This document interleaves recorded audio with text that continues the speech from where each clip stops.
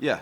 What what do you see as like, hey, we just can do better and simple stuff, and what do you think, how much of it is bigger than that?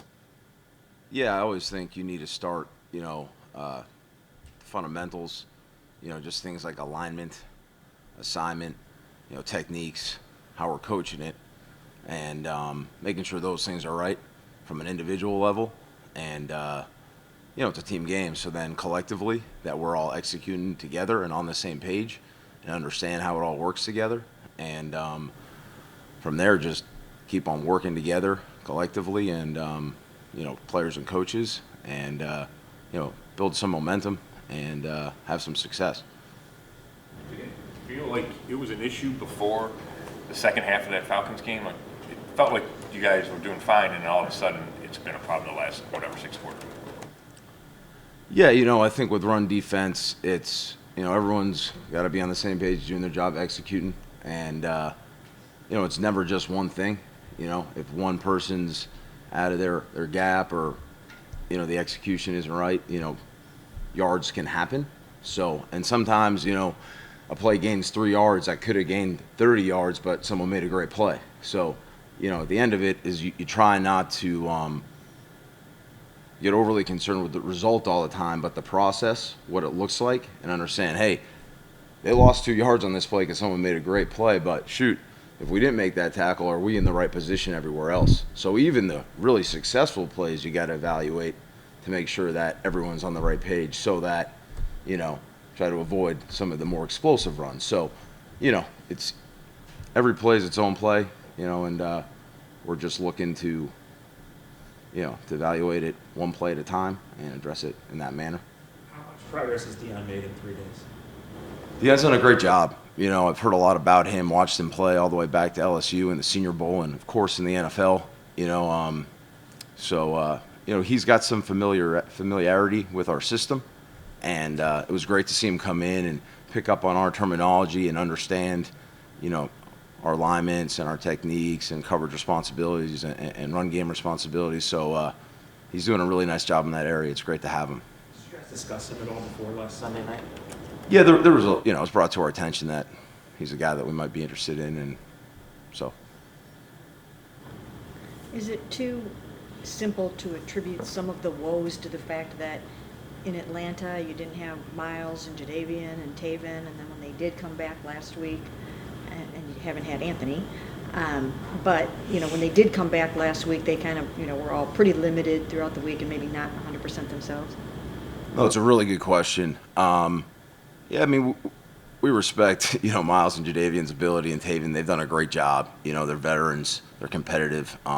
They bring a lot of juice to our defense. But, the guys, the backups and the guys who are playing behind them and rotating in, they're doing a nice job too. They're getting better. So we got a lot of confidence with the guys on the field, whoever they are, to come in and execute. And, everyone's done a great job in practice this week. I'm really proud of how everybody's worked. Those guys are that much healthier this week. I know Jadeveon got a little banged up, but Miles now 3 weeks removed from his, or almost 3 weeks removed from his accident. Do you anticipate that he'll be feeling much more like himself? And yeah, they look good. They're in good spirits. I'm always confident in them when they're on the field because of who they are and who they've been. Are you guys getting Dion ready for like one role, one package, or are you trying to give him the full thing and see where he is?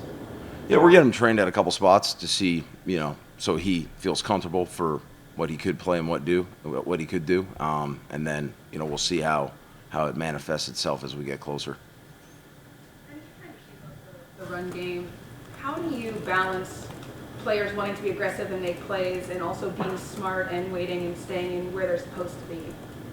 Another great question, because it's always like you got to let the instinctive guys go play and make plays, and I agree with that. That's why you draft great players and sign great players. It's a team sport. Right? It's there's gaps in the run game. Everyone's got some responsibility, whether it's a D lineman, a linebacker, a safety, and then eventually the corners. So it's really about doing your job and handling your responsibility first. And then if the ball presents itself in your gap, go tackle it. Go get off the block, shed, rip, tackle the ball. If you're in position to make your play in your gap and then the ball declares somewhere else, go run and hit the ball over there. So, it's absolutely use your instincts and your playmaking ability, but within the context of the call and on the defense and within your responsibility. I know so much goes into the run defense, but a lot of focus is on the D tackles when you Yeah. give up a bunch of yards. Have those guys been stout enough for you? Yeah, those guys are doing a good job. They're working their butt off. I respect their ability to do a bunch of different things. We have guys who are physical, who can knock back. We have guys, you see them make plays with movements, like stunts and slants. They do a heck of a job hanging in there on the double teams, and then it's on, linebackers to come on downhill and take those double teams off. So those guys are working their butt off. They got a great attitude. They work great this week in practice. And, I'm pleased with what they're doing, and they're fun to be around every day. It seemed like last year it was the New England game, and then you guys kind of flipped a switch after that and turned into a pretty much top 5 defense at that point. Do you feel like this team is that close where, it could just take one game and you could be better? Yeah, I think we're always capable of playing great. Again, came up earlier.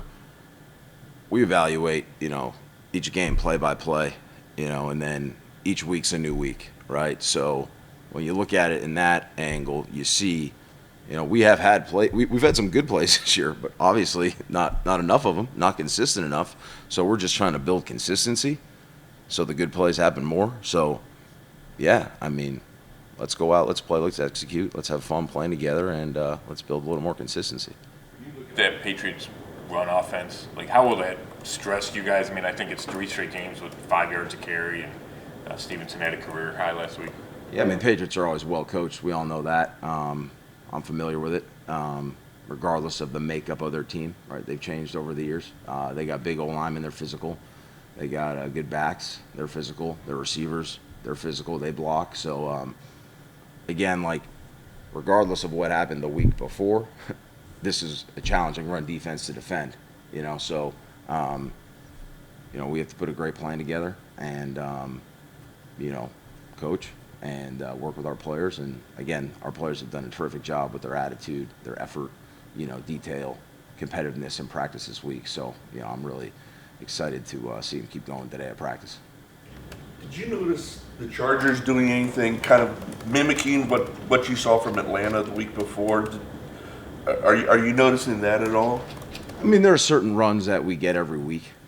There's a handful of runs that most teams in the league run that we get almost every week. And I'm going back to week 1 of the first year that, we were here together with Coach Stefanski and Coach Woods. So, I think if you give up some yards in a certain area, right, the week before, certainly you're going to get tacked there the next week. And we know that. And, we work to put a plan together to address those things. So, that's on our mind. But, teams like to attack us how they like to attack us.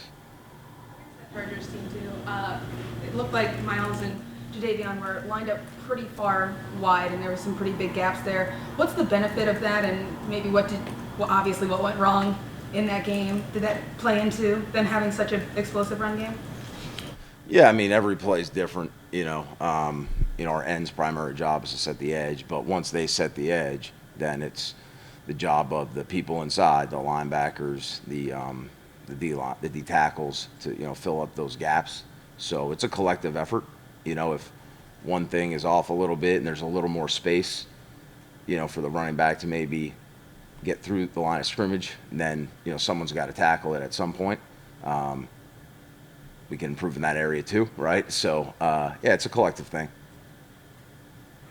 Officially announced that Joe Hayden's going to retire here in a couple of weeks. Yeah. You were here then. So what do you remember about a young Joe Hayden? Oh, Joe, he's all, it was my first year here when we drafted him, or second year, right?